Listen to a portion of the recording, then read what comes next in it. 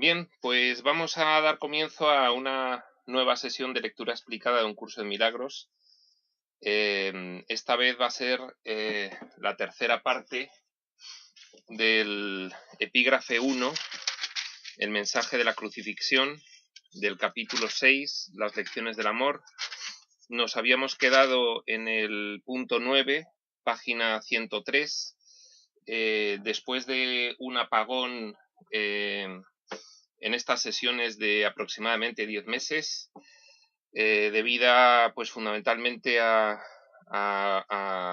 varias cuestiones, como es un aumento del ritmo de trabajo por haber salido de la crisis, el haber comenzado a dar clases en la universidad y el estar escribiendo un libro que, bueno, pues en breve verá la luz y lo anunciaré convenientemente. Realmente, bueno, pues he echado de menos el hacer estas sesiones y yo creo que ya es momento de volver a retomarlas. Vamos a continuar leyendo en este epígrafe 9, esta tercera parte que le estamos dedicando a este epígrafe, que seguramente será no la última, sino que habrá una cuarta, dado que es un epígrafe muy largo. Y comienza así. Punto 9. Elegí, por tu bien y por el mío, demostrar que el ataque más atroz a juicio del ego es irrelevante. Por tu bien y por el mío.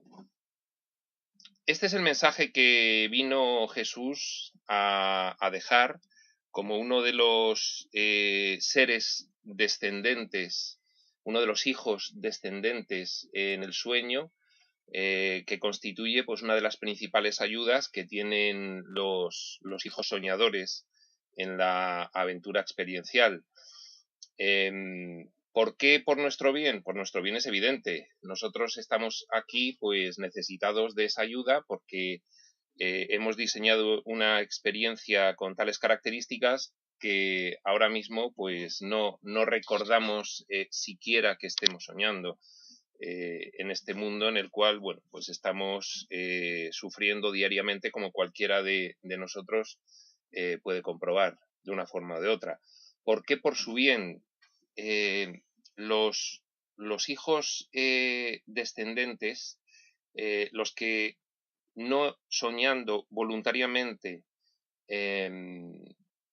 digamos que penetran en el sueño de ilusión del hijo soñador para poder realizar esa maravillosa función del servicio de ayuda a los hijos soñadores, lógicamente pues tienen una función encomendada por el Padre Creador, por el Padre Celestial, que es precisamente pues el poder poner a disposición de todos esos fragmentos de los hijos soñadores que somos nosotros, esos fragmentos mentales asociados a cuerpos que estamos aquí en este nivel del sueño, en este plano físico, pues desenvolviendo esa locura, ese deseo de separación, esa función de ayuda, esa función ministerial de ayuda, es algo que realizan pues estas entidades, como es Jesús, de una forma gustosa, plenamente satisfactoria, dado que es la voluntad de Dios. Todo lo que sea la voluntad de Dios, pues es bueno para el que la está logrando ejercer, para el que la reconoce como propia, Jesús entre ellos. Elegí por tu bien y por el mío demostrar que el ataque más atroz a juicio del ego es irrelevante. El ataque más atroz referido pues a ese ataque físico y psicológico al que voluntariamente Jesús se sometió al final del periplo de ayuda de su vida encarnada, por decirlo de alguna forma, encarnada a ojos nuestros en esta parte del escenario concreta del sueño que es nuestro planeta. El ataque más atroz a juicio del ego es irrelevante. Irrelevante. Fijaos que el término irrelevante aquí es bastante contundente. Es irrelevante. No tiene ninguna relevancia. No tiene ninguna importancia. Elige por el bien de ambos, suyo y nuestro, demostrar que el ataque más atroz desde el punto de vista de quién es, nuestro por supuesto, porque nosotros tenemos una completa verosimilitud de lo que aquí está ocurriendo. Para nosotros lo que aquí está ocurriendo es la realidad, es nuestra realidad. Hay muchos niveles de realidad. Nosotros hemos elegido someternos a un nivel de realidad muy concreto, en el que hay pérdida, hay destrucción, hay dolor, hay sufrimiento y hay muerte. Para nosotros, a juicio nuestro, es el ataque más atroz. A juicio del ego, nosotros ahora mismo estamos completamente identificados, como hemos dicho tantísimas veces, con ese rol de personalidad oscura, resultante del trío de pilares básicos del sueño, que son la creencia en el pecado, la culpa y el miedo. Al estar identificados con el ego, nosotros ahora mismo pensamos de forma egoica. Para el ego, para nosotros, en esta situación en la que estamos, el ataque que recibió Jesús puede considerarse de los ataques más atroces que una persona puede recibir. Pero fijaos, él vuelve constantemente al nivel en el que realmente se encuentra su identidad, fuera del sueño, el nivel para nosotros metafísico, el nivel inmutable de las realidades eternas, divinas, irrelevante. Continúa.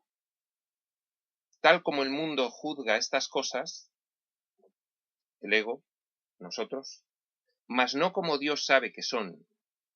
Dios sabe que es un sueño. Fui traicionado, abandonado, golpeado, atormentado y finalmente asesinado. Eso es lo que los ojos físicos vieron allí y eso es lo que las mentes que contemplaban lo que allí ocurría a través de sus ojos físicos valoraron, le dieron valor de ataque atroz a todas aquellas cuestiones que, como Dios sabe que son, en realidad eran irrelevantes.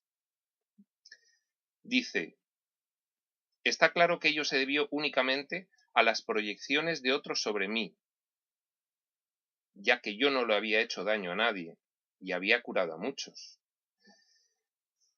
Está claro que ese ataque atroz que allí se simbolizó se había debido únicamente al miedo que sentía, pues en este caso el Sanedrín judío, ante el portento que significaba que una persona pudiese arrastrar con ese mensaje puro, con ese mensaje nuevo, a todas esas masas de judíos a las que arrastró tras de sí. Fue una proyección de su propia culpa al ver el mal que sentían interno proyectado fuera de sí en la figura de Jesús. Dice, ya que yo no le había hecho daño a nadie y había curado a muchos. Cualquiera que pueda leer la Biblia o de forma más precisa, porque en este caso no tendrá que realizar una interpretación para separar las cuestiones inconsistentes de las consistentes. El libro de la vida de Jesús en el libro Durantia, la parte de la vida de Jesús en el libro Durantia, mucho más recomendable, una canalización mucho más certera, acertada, objetiva que la Biblia, no solamente de los años de la vida pública de Jesús, sino de toda su vida. Puede comprobar cómo ese mensaje que daba, aunque pretendía realizar una curación mental, espiritual, no obstante, además, no podía ni siquiera en algunos momentos esa identidad que era Jesús de Nazaret, evitar realizar pues incluso curaciones físicas. a veces como puro milagro, a veces sencillamente como efecto del despertar en la mente de esos afligidos que acudían a él, de ese reconocimiento de su propia naturaleza, ese reconocimiento de la fe que tenían en esa curación y ese perdón que luego tan magistralmente él describe en un curso de milagros, ¿no? Y eso es lo que producía la curación en muchos de los casos. Está claro que ello se debió únicamente a las proyecciones de otros sobre mí, ya que yo no le había hecho daño a nadie y había curado a muchos. Las proyecciones de la culpa, que generan ira y que generan miedo. Precisamente estaba leyendo antes de empezar esta sesión el comienzo del capítulo 6, introducción. Dice, la relación que existe entre la ira y el ataque es obvia, pero la relación que existe entre la ira y el miedo no es siempre tan evidente. En este caso, el miedo del Sanedrín judío era a la pérdida de lo que ellos valoraban, su posición privilegiada en el pueblo judío, como directores espirituales y materiales de toda aquella gente. La ira, pues, respondía a la sensación de que Jesús podía hacerles perder algo, cuando lo único que quería era aportarles a todos ellos algo. Vamos al punto 10.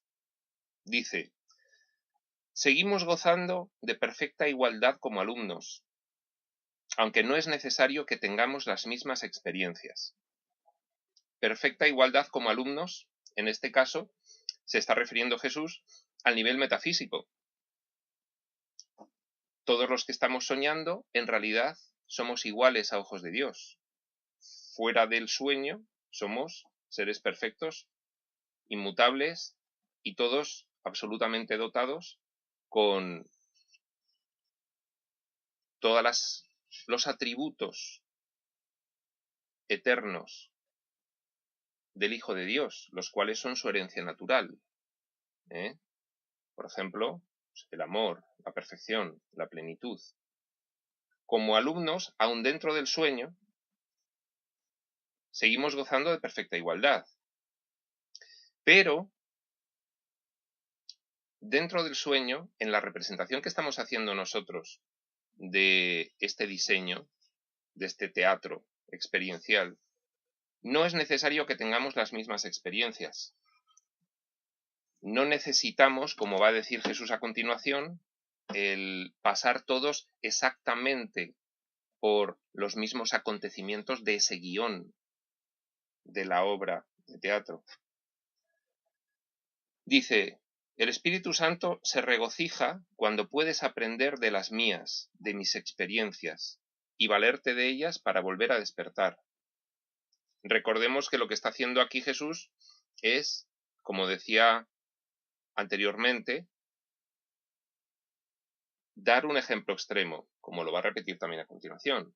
Un ejemplo extremo porque precisamente él está capacitado para darlo, porque precisamente él no es una entidad soñadora, simplemente entró dentro del sueño para poder entregar un mensaje, debido a esa función ministerial que eligió de hacer la voluntad de Dios, de siempre mantener la ayuda a disposición de los hijos soñadores.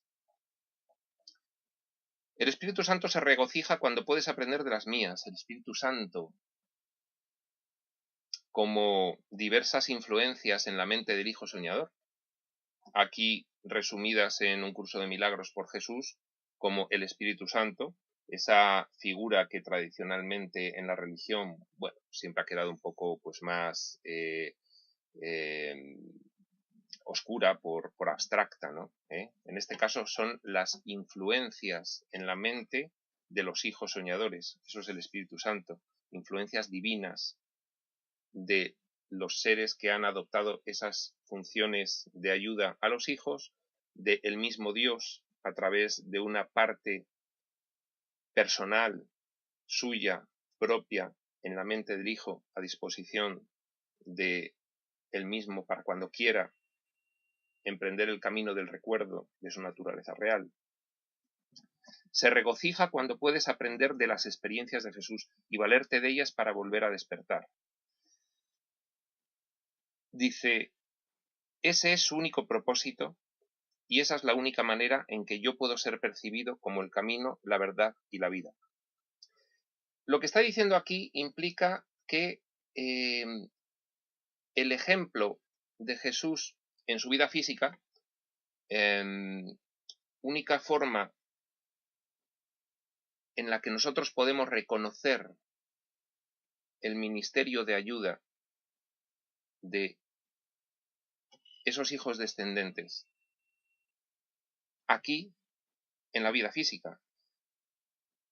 El Espíritu Santo es una influencia en la mente, pero que no podemos reconocer directamente. Sí podemos reconocerla como un espejo reflejado en la realidad, en nuestra realidad física, como un espejo indirecto, como un símbolo. Nosotros, al adoptar de alguna forma la escucha o el enfoque hacia lo que nos dice esa referencia interna y ponerla en práctica, podemos ver los resultados en nuestra experiencia. Eso es indirecto. Este tipo de ayudas diferentes son las directas. Por ejemplo, el mismo libro de un curso de milagros. Por ejemplo, la misma vida de un hijo no soñador que se auto-otorga personalmente para poder dar un ejemplo vivo de las realidades divinas dentro del sueño. En este caso, ese ejemplo que da Jesús, esa ayuda directa que nosotros podemos apreciar por nuestros sentidos, conocer a la persona de esta entidad encarnada, conocer el mensaje a través de un libro. Estas ayudas directas son un catalizador utilizado para que nosotros podamos, a través del contenido del mensaje que vemos, emprender ese giro de nuestra atención hacia esas influencias mentales que todos llevamos incorporadas dentro del sueño, por muy profundo que éste sea, que es el auténtico guía interno, es el auténtico maestro al cual nosotros finalmente acabaremos atendiendo, trascendiendo, yendo más allá de los ejemplos directos, yendo más allá de los libros, yendo más allá de los mensajes dejados por entes, entidades que entran en el sueño para dejarlos, como fue Jesús de Nazaret. El maestro interno es el maestro que nos va a acompañar en todo el retorno, en todo ese proceso de expiación, ese reconocimiento de lo que somos en realidad. Pero para poder enlazar de nuevo con esa guía interna, esa ayuda indirecta, necesitamos el catalizador de las ayudas directas. Ese es su único propósito, el del Espíritu Santo. Que tú puedas aprender de lo que directamente ves en el escenario, aportado por mí, dice Jesús. Imaginaos, el Espíritu Santo, fíjate en ese mensaje que te va a dejar este Hijo de Dios dentro del sueño. Con lo que aprendas podrás tomar mi mano y ya no soltarla. Con ese mensaje de esa persona que ves con tus ojos físicos, podrás ver con tu visión espiritual las ayudas que yo te brindo. Eso diría el Espíritu Santo. Ese es su único propósito. Y esa es la única manera en que yo, dice Jesús en primera persona, puedo ser percibido como el camino, la verdad y la vida. La única manera en que yo puedo ser percibido como el camino, la verdad y la vida, tres vocablos que tienen una semántica muy potente en lo que es el despertar, el camino, la verdad y la vida. Esa es la única manera en que yo puedo ser percibido como el camino, la verdad y la vida. En que al fijarte en los ejemplos que yo doy, al fijarte en la enseñanza que yo dejo, al aprender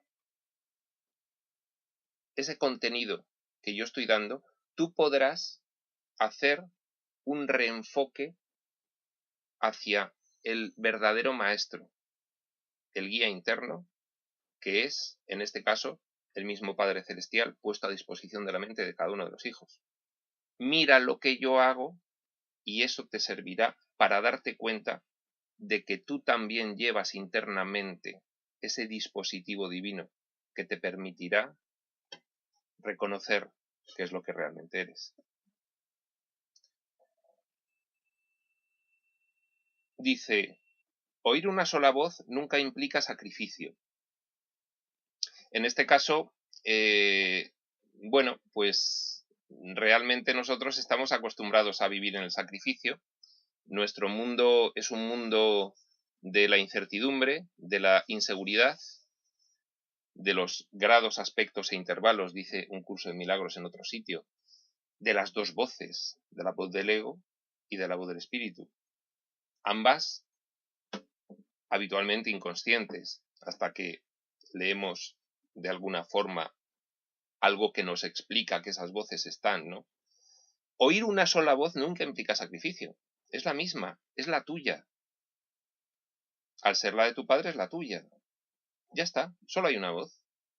Esa, la voluntad divina. Oír varias voces sí implica sacrificio. Primero, no sabes cuál de las dos es tu voz.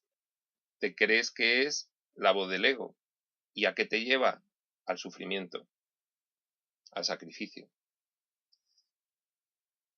Nosotros pensamos que hacer la voluntad divina es un sacrificio, lo percibimos como una pérdida. Voy a tener que dejar de hacer muchas cosas a las que estoy acostumbrado a hacer en el mundo y que para mí van a ser una renuncia clara.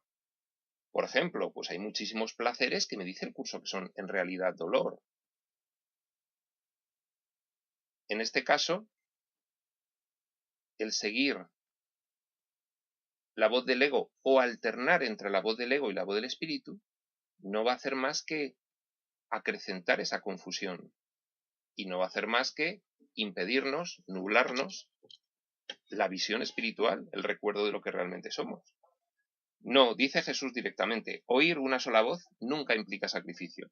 Por el contrario, si eres capaz de oír al Espíritu Santo, en otros, por ejemplo en mí, dice Jesús, en mi ejemplo, en el ejemplo de mi vida entera, maravillosa, extraordinaria, el mejor ejemplo que tenemos aquí de lo que es vivir conforme a la voluntad de Dios, es la vida de Jesús. El hito más importante de ese ejemplo es la crucifixión. Por eso viene aquí resaltado. ¿Cuál es el mensaje de la crucifixión? El hito más importante de toda una vida de ejemplo de Jesús. Por el contrario, si eres capaz de oír al Espíritu Santo en otros, en Él, se refiere a Él, si ves al Espíritu Santo en mí, en el ejemplo de cómo desenvuelvo mi vida en vuestro plano, para que lo entendáis perfectamente, podrás aprender de sus experiencias, de esos otros, es decir, de Jesús, y beneficiarte de ellas sin tener que experimentarlas directamente tú mismo. ¿Cuántas veces hemos oído aquello de que lo realmente provechoso sería aprender de los errores de los demás sin tener que pasar por esos mismos errores? Cierto es que, bueno, pues la naturaleza humana en el nivel evolutivo en el que se encuentra ahora mismo, pues frecuentemente escarmienta en carne propia y no en carne de otros, ¿no? Y bueno, pues mucho más comúnmente de lo que debiese ser, pues a pesar de que vemos lo que le ocurre a los demás, pues aún así no aprendemos esa lección y tenemos nosotros mismos que pasar por esa vía del sacrificio para poder tener alguna luz sobre el tema, ¿no? Todos nosotros sabemos de qué estamos hablando perfectamente porque a todos nos ha ocurrido, ¿no? Por el contrario, si eres capaz de oír al Espíritu Santo en otros, se refiere a Él, puedes aprender de sus experiencias y beneficiarte de ellas, sin tener que experimentarlas directamente tú mismo. Fíjate en lo que es mi vida. Actúa como yo actué en ella. Y de esa forma podrás transmutar tu visión física de la realidad en una visión espiritual, atendiendo al maestro interno. Ya hemos dicho muchas veces cómo. A través de la emoción que te produce la toma de unas decisiones frente a otras. Esa emoción de paz, esa emoción de júbilo, esa emoción de dicha, que no debe confundirse con la euforia o con la alegría egoica. Dice, eso se debe a que el Espíritu Santo es uno, y todo aquel que le escucha es conducido inevitablemente a demostrar su camino para todos. Eso se debe a que el Espíritu Santo es uno. Esta frase puede quedar aquí un poquito enigmática. ¿Por qué se debe a que el Espíritu Santo, el uno, es uno? El que podamos aprender de las experiencias de los demás sin tener que experimentarlas directamente nosotros mismos. Pues es muy sencillo. Aquí nos parece que hay muchas verdades. Podríamos decir que cada uno de los 6.000 y pico millones de personas, iba a decir de seres autorreferentes dotados de conciencia moral, por diferenciarnos del resto de seres vivos, tenemos cada uno nuestra verdad. Pero la verdad del Espíritu Santo es la misma en todos. En todos. Lo que quiere decir que viendo el ejemplo de atender exactamente al maestro interno en alguien, puede hacernos comprender perfectamente a nosotros cuál es el mensaje que se está dando ahí. Porque ese mismo mensaje nos valdrá perfectamente a todos y cada uno de los demás. Porque el Espíritu Santo es uno. No uno para cada uno, sino uno para todos. Esa es la razón de que se debe a que el Espíritu Santo es uno, el que todo aquel que le escuche será conducido inevitablemente a demostrar su camino para todos. Escuchar al Espíritu Santo vale para todos. El que lo escuche uno y actúe en consecuencia, como Jesús actuó durante toda su vida y sobre todo en ese hito más importante de ella, que fue la crucifixión, no por la crucifixión en sí, sino por la posterior resurrección. Fijaos.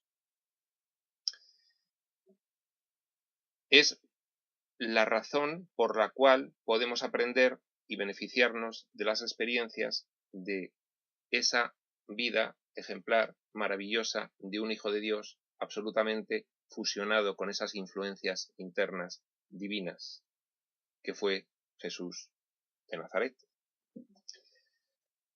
Y pasamos al punto 11. Dice, nadie te está persiguiendo, del mismo modo en que nadie me persiguió a mí. Esta es una frase harto difícil de entender para todos los que estamos aquí, en este mundo.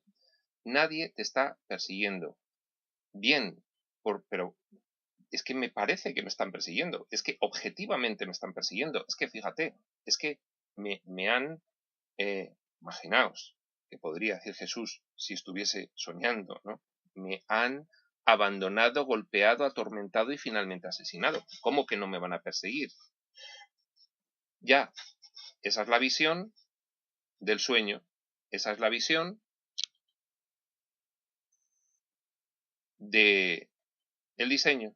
Esa es la visión física. Eso es lo que nosotros queríamos ver. Cuando dice nadie te está persiguiendo, nos eleva al recuerdo de lo que somos, nos eleva afuera del sueño, nos hace recordar todo lo que ya nos ha ido viniendo, todo lo que ya nos ha ido diciendo en estos capítulos atrás. del proceso de separación, de qué es lo que es esto en realidad. Recuérdalo, no te quedes con lo que tus ojos físicos ven y lo que evoca en ti de miedo, de ira y de proyección.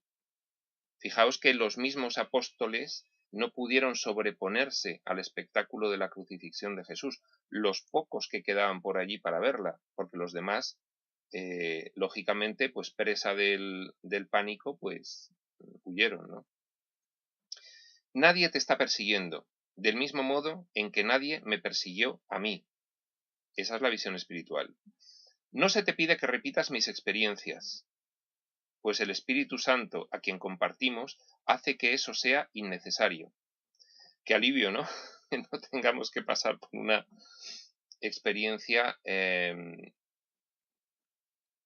ese estilo por la cual pasó Jesús. Pero fijaos, esto lo decimos todos desde el nivel de confusión profunda que produce el sueño. Nadie querría pasar por una experiencia así desde aquí, desde dentro. Pero si tú realmente tienes integrada la información espiritual, es de suponer que podrías llegar, como en algún otro punto dice Jesús en un curso de milagros, a ser un maestro del mismo calibre que él. Y aunque no se te pide que repitas sus experiencias, sí que él te conmina a que aprendas de sus experiencias para descubrir al Espíritu Santo, al mismo Dios vivo en él, y poder llegar a ser un maestro, como dice posteriormente aquí,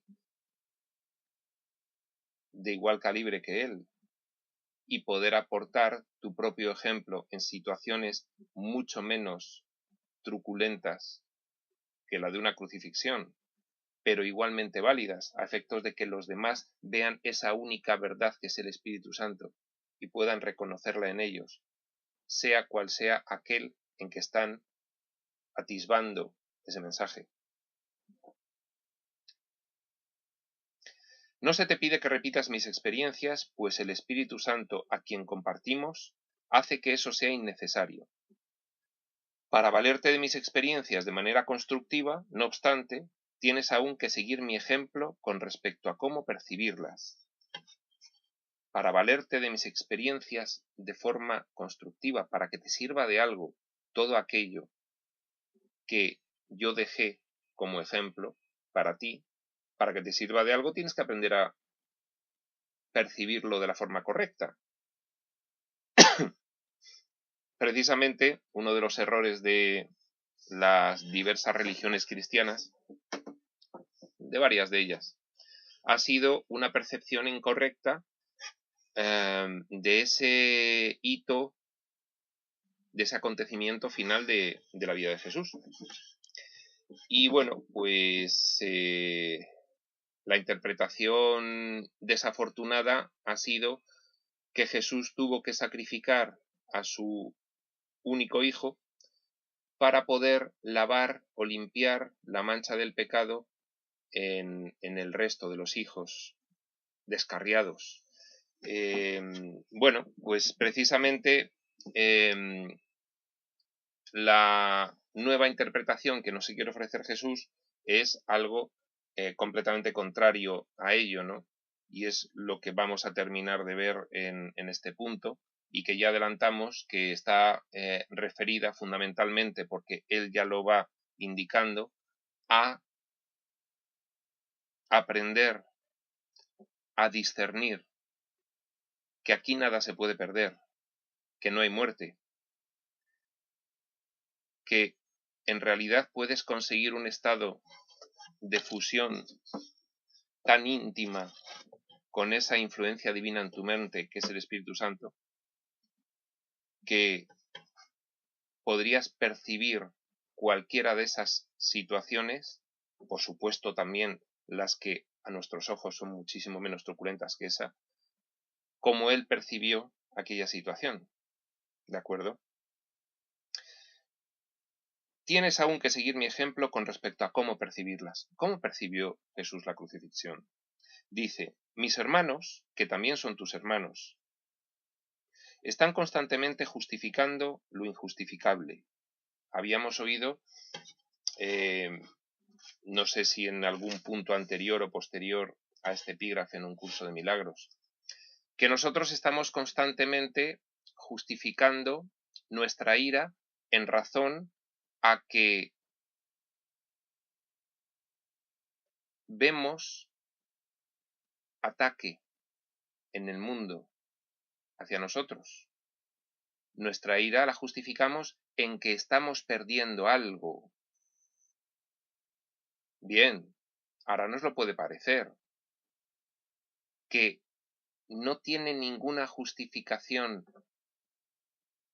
la idea de la pérdida y que por lo tanto no hay ninguna justificación para enfadarse ante una escena que simbolice una eventual pérdida para nosotros y por tanto que no hay ninguna justificación para emprender un ataque para contrarrestar el que creemos que recibimos, todas esas cuestiones las alcanzaremos en algún momento. Ahora tienen que ser una idea tendencial en nuestra mente que nos lleve poco a poco hacia ese convencimiento. Ese convencimiento llegará de forma natural en la medida en el que tu compromiso con estas realidades espirituales, tu compromiso de ofrecer la mínima disposición al aprendizaje, que es lo único que se te pide, se acierta. Mis hermanos, que son también tus hermanos, están constantemente justificando lo injustificable. La única lección que tengo que enseñar, puesto que la aprendí, ¿por qué dice Jesús que la aprendió? A ver, ¿no era Jesús un perfecto hijo de Dios aún dentro del sueño? Bueno, hay una explicación a que Jesús se exprese en estos términos. ¿Cómo que lo aprendió? Si él ya lo sabía. Bueno, es que precisamente lo misteriosamente maravilloso de la encarnación de Jesús fue que él lo fue descubriendo a lo largo de su vida. Fue descubriendo quién era él y qué hacía allí. Fue descubriendo su naturaleza y su misión voluntariamente aceptada. Eso es lo que explica que él diga, en este caso, si no te puede dejar un poquito perplejo, ¿no? La única lección que tengo que enseñar, puesto que la aprendí, es que Jesús fue Dios y hombre. Fue un hijo de Dios perfecto y un hombre tal cual somos nosotros. Ambas naturalezas, unidas en esa experiencia que nos dio. Sí, lo aprendió, no nació sabiéndolo. La única lección que tengo que enseñar, puesto que la aprendí, es que ninguna percepción que esté en desacuerdo con el juicio del Espíritu Santo está jamás justificada. Ninguna percepción que esté en desacuerdo con el juicio del Espíritu Santo está jamás justificada. ¿Cuál es el juicio del Espíritu Santo? El Hijo de Dios es inocente, allá donde se encuentre, bajo cualquiera de las circunstancias adversas en las que haya colocado niveles de su mente fragmentados para vivir una aventura dramática de culpa y de miedo. Da igual donde esté, da igual lo que represente y da igual lo que haga. El único juicio del Espíritu Santo es el Hijo de Dios es inocente. La única lección que tengo que enseñar, dice Jesús en primera persona, puesto que la aprendí, es que ninguna percepción que esté en desacuerdo con el juicio del Espíritu Santo está jamás justificada. No, porque me hacen, porque resulta, y fíjate, me han perseguido, me han hecho esto y me han hecho lo otro, son culpables, son malos, vienen a por mí, me tengo que defender. Eso es lo del mundo, eso no nos lleva a ningún lado. No nos hemos dado cuenta ya en nuestra propia vida y en la historia de la humanidad. No nos hemos dado cuenta ya en la historia de la humanidad que toda esa importancia de las estructuras de nuestro mundo civilizado no llevan a ningún lado. Bueno, hagamos un poquito de caso de esto, pongámoslo en práctica y démonos cuenta de lo que implica cada uno de nosotros. Es factible, es posible, está al alcance de todos. Dice, mi función consistió en mostrar que esto es verdad, que ninguna percepción que esté en desacuerdo con el juicio del Espíritu Santo está jamás justificada. Mi función consistió en mostrar que eso es verdad en un caso extremo, como fue ese hito de su maravillosa vida de ejemplo, que fue ese hito final, que fue la crucifixión. Mi función consistió en mostrar que esto es verdad en un caso extremo, simplemente para que pudiese servir como un instrumento de enseñanza ejemplar para aquellos que, en situaciones no tan extremas, sienten la tentación de abandonarse a la ira y al ataque. Situaciones no tan extremas que todos nosotros estamos viviendo diariamente, pequeñas situaciones domésticas que nos sacan de quicio, que nos activan emocionalmente, que nos enfadan, que nos hacen perder nuestro centro, que nos hacen proyectar, condenar. Pequeñas situaciones a las que tendríamos que aplicar esta gran situación del ejemplo que él da cuando, a juicio del mundo, fue abandonado, golpeado, atormentado y finalmente asesinado. No se nos pide que pasemos por las mismas experiencias, simplemente se nos pide, nos conmina amorosa, tiernamente, como un hermano mayor, a que no nos dejemos abandonar a la ira y al ataque en situaciones mucho menos extremas en las que nos podamos ver inmersos. Comenzando por las domésticas, empezando por las más sencillas. Hemos dicho muchas veces, programando en aquellas situaciones que nos activan previamente cuál va a ser el propósito que vamos a tener en esa situación.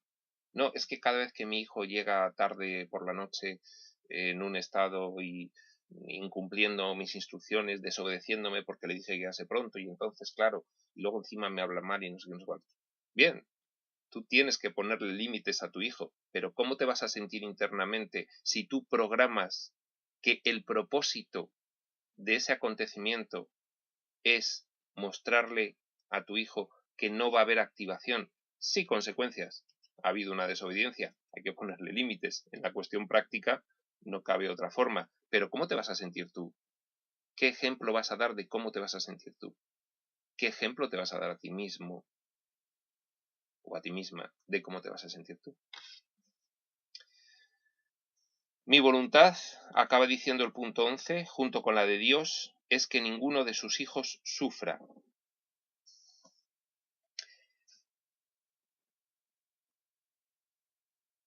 Fijaos, que ninguno de sus hijos sufra, pero ¿por qué tenemos la idea de que Jesús sufrió? Sí, fue un acontecimiento extremo. Bien, pudo haber dolor físico. Evidentemente, Jesús en ese momento, pues, realmente estaba inmerso en el sueño y era, al mismo tiempo, esa gran identidad de hijo no soñador, pero también era un fragmento de sí mismo asociado a un cuerpo como lo somos nosotros ahora mismo. Como hombre, sí pudo haber dolor físico, mas no hubo sufrimiento en el sentido en el que nosotros sufrimos diariamente, angustia, miedo, hasta tal punto que incluso puede ser que ese dolor físico quedase de alguna forma atenuado al no concurrir esos otros dolores emocionales o psicológicos de verse absolutamente perdido y ultrajado, como hubiésemos sentido cualquiera de nosotros, ¿no? Mi voluntad junto con la de Dios es que ninguno de sus hijos sufra. Y comienza el punto 12. Dice, la crucifixión no puede ser compartida porque es el símbolo de la proyección. No hay nada irreal que pueda ser compartido. Solo puede ser compartido lo real. La crucifixión no es real en el sentido de la realidad divina. Sí es real dentro del sueño. Aquí, evidentemente, todo lo que nos rodea nos parece real. Es nuestra realidad. Son dos niveles en los cuales nos podemos expresar perfectamente, sabiendo en qué nivel nos expresamos en cada momento. Todo esto es real desde aquí. Todo esto es irreal desde nuestra naturaleza real, desde lo que somos en realidad. Todo esto es irreal. Eso es lo que nos quiere enseñar Jesús. La crucifixión no puede ser compartida porque es el símbolo de la proyección, de la irrealidad, de la percepción. Y aquí va a introducir exactamente lo que él quería especificar, en lo que él quería incidir para que nos diésemos cuenta y no cayésemos en la interpretación errónea en la que han caído las religiones de que la crucifixión fue el acontecimiento relevante. El acontecimiento relevante fue lo que vino posteriormente, fue la resurrección. Dice, la crucifixión no puede ser compartida porque es el símbolo de la proyección, pero la resurrección es el símbolo del compartir. Eso sí es real, el que no hay muerte. Esa es una de las ideas centrales de la enseñanza que aquí se nos quiere mostrar para que empecemos a desligarnos de la identificación con el ego y de la verosimilitud, de la creencia en que esto es real. La crucifixión no es real, no puede ser compartida. La resurrección sí es real porque es el símbolo de la vida, porque es el símbolo de la ausencia de muerte, el símbolo del compartir. Dice, ya que para que la filiación pueda conocer su plenitud, es necesario que cada uno de los hijos de Dios experimente un redespertar. Solo esto es conocimiento. Bien, vamos a atender a este importante simbolismo de la resurrección. Podríamos establecer, sin miedo a equivocarnos, que si no tenemos nuestro propio renacimiento espiritual, si cada uno de nosotros no renacemos en las verdades del Espíritu, para nosotros no habrá despertar. Seguiremos en el sueño durante un tiempo inconmensurable, percibido como recuerdo desde la realidad, pero vivido como un tiempo casi eterno dentro del sueño. En este sentido, el simbolismo de la resurrección de Jesús es precisamente, en este mundo no paras de morir, pero en algún momento, en cuanto renazcas espiritualmente, en cuanto aceptes como tuyas las verdades espirituales atendiendo al guía interno y dirigido por estas ayudas de, por ejemplo, ese ejemplo de la vida de Jesús o todas estas ayudas escritas, canalizadas que estamos recibiendo, que son perfectamente consistentes y que cualquiera puede comprobar en su aplicación diaria, sin tener que aplicar una fe ciega, experimentar por uno mismo. Ese renacer espiritual, ese adoptar la forma de ser de lo que en realidad somos, ese emular nuestra auténtica naturaleza, incluso aquí dentro del sueño, ese es realmente el símbolo, la resurrección que se nos quiso dar por Jesús para que comprendiésemos la cuestión más importante de su mensaje. La cuestión que nos repite hasta la saciedad en un curso de milagros. Que esto no es real.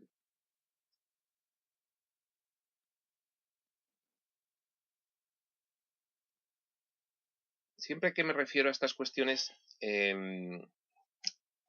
hago el aviso de que esta afirmación, que es la afirmación más importante de la no dualidad,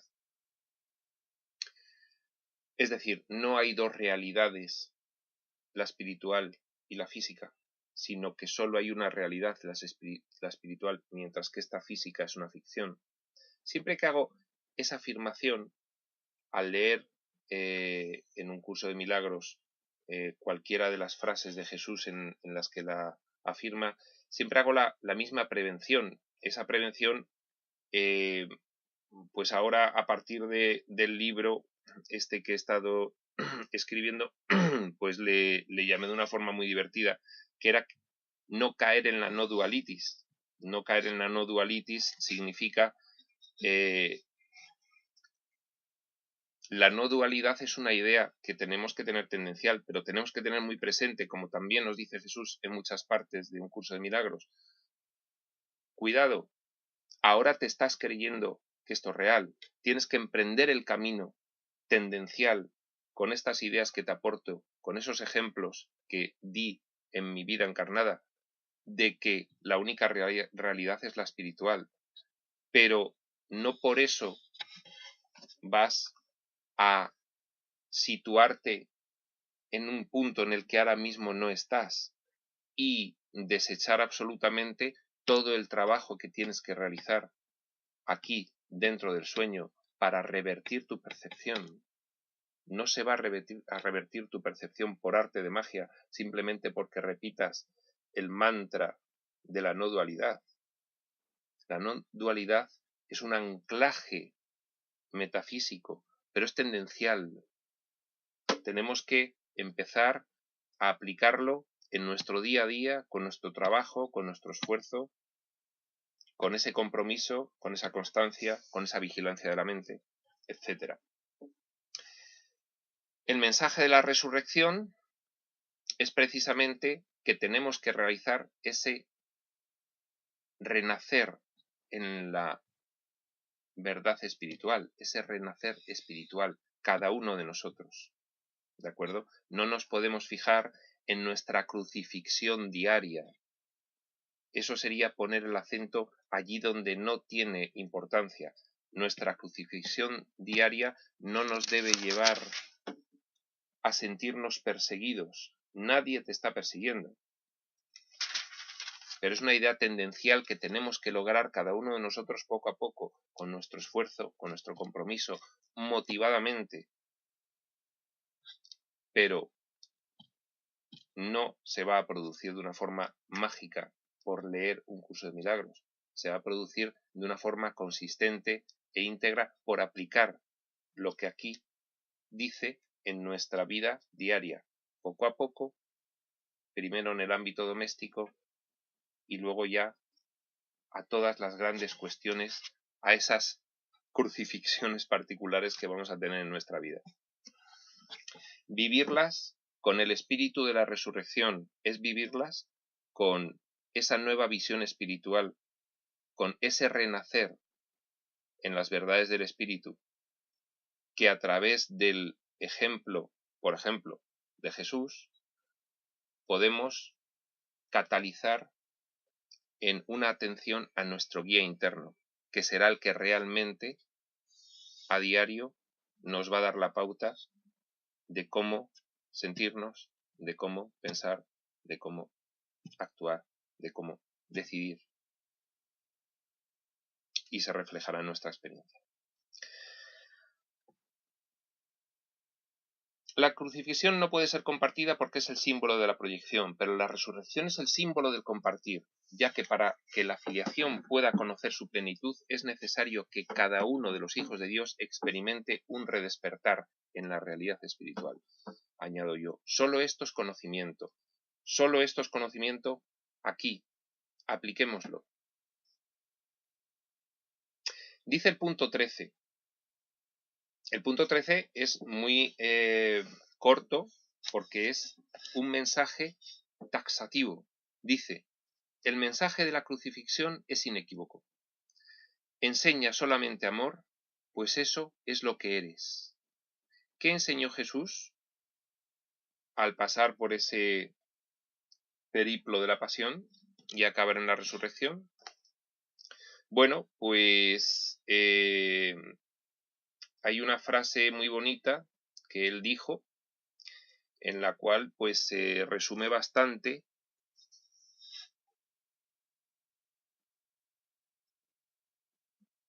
el mensaje de la crucifixión.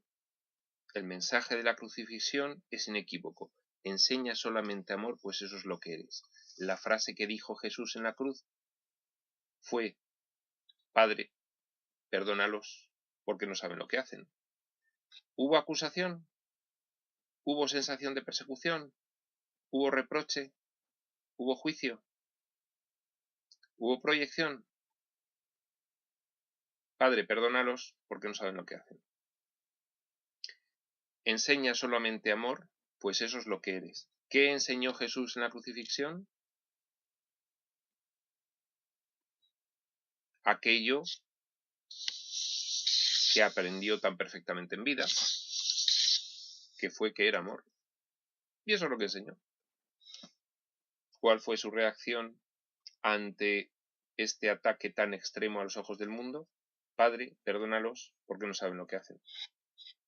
Este ejemplo es tan potente para todos nosotros que nos activamos emocionalmente, que nos enfadamos, que accedemos a la ira en minucias de nuestra vida diaria. Es tan potente que a muchos incluso nos avergüenza cuando actuamos de esta forma por cuestiones tan nimias, ínfimas, pequeñas, domésticas.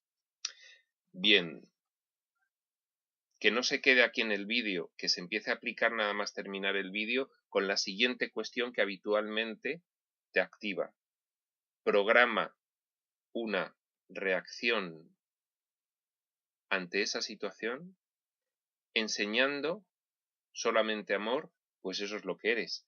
Prográmalo, dale un propósito a todas y cada una de las acciones que realizas durante el día. Enseñar solamente amor, pues eso es lo que eres. Adelante. Bueno, vamos a ir al punto 14, último punto que vamos a ver hoy, y ya cerramos la sesión. Dice, si interpretas la crucifixión de cualquier otra forma, la estarás usando como un arma de ataque en vez de como la llamada a la paz para la que se concibió. Bien.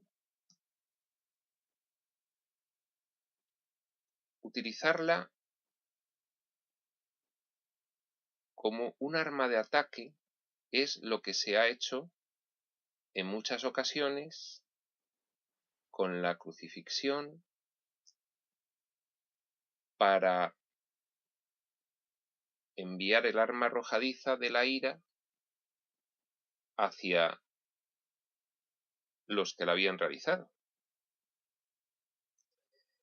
Aún incluso leyendo todo este epígrafe, seguramente cada uno de los oyentes puede comprobar cómo al rememorar la pasión y la crucifixión emerge un cierto sentimiento de ira contra los que a ojos del mundo cometieron tales atrocidades, que no a ojos de Dios. Eso es precisamente interpretar la crucifixión de forma diferente al mensaje que hemos dado anteriormente y usarla como un arma de ataque en vez de como la llamada a la paz para la que se concibió. Teatralicemos un poco qué quería significar Jesús con la crucifixión. Mirad, mirad, no ocurre nada, no hace falta sentirse perseguido, no hace falta sentirse atacado, ni en el peor de los ataques. es pura inconsciencia, pura locura de esa mente perturbada de los hijos soñadores que en la piel de sus fragmentos mentales asociados a cuerpos simbolizan su propia culpa, su miedo y su confusión con este acto que a ojos del mundo parece atroz, pero que realmente no significa nada. Interpretar la crucifixión de cualquier otra forma es precisamente no solamente privarla del valor de aprendizaje que puede tener, sino que es estar aumentando en ti mismo la confusión del sueño y tu distorsión mental. No, porque mira lo que le hicieron y fíjate, esos desgraciados y... Bueno, bien, podemos elegir seguir interpretando aquello como siempre o acogernos a esta nueva interpretación que Jesús nos propone. ¿Por qué no la probamos en nuestros acontecimientos domésticos diarios y vemos qué se siente y qué ocurre a continuación? ¿Y qué ocurre a medio plazo? ¿Y qué ocurre a la larga? ¿Y cómo cala el ejemplo que damos en todos los que nos rodean? ¿Por qué no lo experimentamos? ¿Qué podemos perder? Si interpretas la crucifixión de cualquier otra forma, la estarás usando como un arma de ataque en vez de como la llamada a la paz para la que se concibió. La llamada a la paz. No ocurre nada. No podemos proyectar sobre ellos nuestra propia culpa, sobre los que me hicieron aquello. Padre, perdónalos, porque no saben lo que hacen. ¿Eso justifica que luego, en algún momento, alguien cargue su proyección contra los que aparentemente atacan, utilizando como un arma arrojadiza este hito tan impresionante de la vida de Jesús? ¿De qué sirve si no lo sabemos interpretar? ¿De qué sirve si aún no podemos seguir su ejemplo con respecto a cómo percibirlo? ¿De qué sirve? No hemos aprendido a percibirlo, aún aprendamos ahora. Dice, con frecuencia los apóstoles la interpretaron erróneamente. Pobres, claro. Pues, tampoco hay que cargar contra los apóstoles. Cualquiera de nosotros lo hubiésemos interpretado como los apóstoles. Esto es un proceso. Es un proceso, es un trabajo. Fíjate que ni siquiera teniendo cerca, conviviendo con una figura tan imponente desde el punto de vista espiritual como fue Jesús de Nazaret, los pobres pudieron llegar a librarse completamente de la locura y de la distorsión egoica, ¿no? Ahora mismo pues nos ocurre a todos los demás lo mismo, pero el valor de esto que nos está narrando Jesús es precisamente el comenzar a revertir eso, cada uno de nosotros, para que no nos ocurra lo que con frecuencia le ocurría a los apóstoles, que es que interpretaron erróneamente aquel acontecimiento. Dice, por la misma razón que otros lo hacen ahora, a lo largo de toda la historia de la humanidad. Su propio amor imperfecto les hizo ser vulnerables a la proyección. Cuando hay amor perfecto, no hay miedo. Cuando no hay amor perfecto, hay miedo. Cuando hay miedo, es que no hay amor perfecto. Su propio amor imperfecto les hizo ser vulnerables a la proyección. Estaban muertitos de miedo los pobres, como cualquiera hubiésemos estado, que no tuviésemos integrada toda esta idea, lo cual, bueno, pues exige una práctica y un esfuerzo personal con la motivación de la recompensa que va a suponer para nuestra experiencia el poder actuar de forma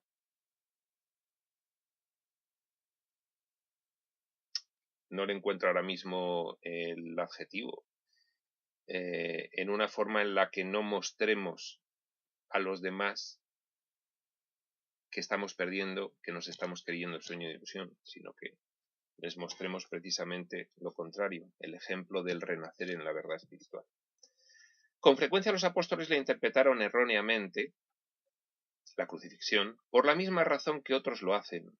Su propio amor imperfecto les hizo ser vulnerables a la proyección, y como resultado de su propio miedo, hablaron de la ira de Dios como el arma de represalia de éste. No pudieron hablar de la crucifixión enteramente sin ira, porque sus propios sentimientos de culpabilidad proyectada habían hecho que se sintiesen indignados. Lo que venimos diciendo a lo largo de todas estas sesiones. Si uno no se percibe inocente, para soportar esa culpabilidad, la vela en el inconsciente, proyectándola en el mundo, simbolizando lo que ve con sus ojos físicos como algo malo, culpable, que es lo que realmente él siente inconscientemente sobre sí mismo. Esa fue la razón por la cual los apóstoles hablaron de la ira de Dios como el arma de represalia de éste.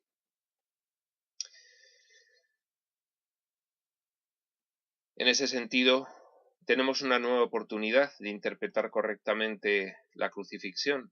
Lo haremos también en la última parte que vamos a dedicar a esta sesión, en la cual completaremos la idea del mensaje de la crucifixión con el mensaje de la resurrección. Y en este punto lo vamos a dejar. Seguiremos en el punto 15 de la página 104 en la siguiente lección. Encantado de volver a hacer vídeos y continuar con esta labor después de 10 meses. Y nos vemos en la siguiente, que espero que sea pronto. Prospector UCDM.